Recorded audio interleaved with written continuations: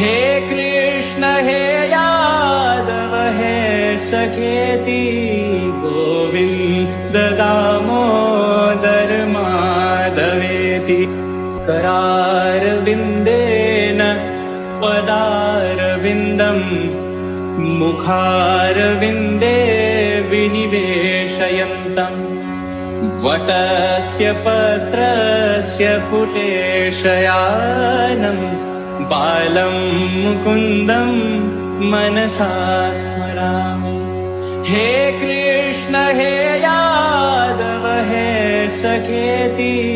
Govind Damodar माधवेति करारविन्देन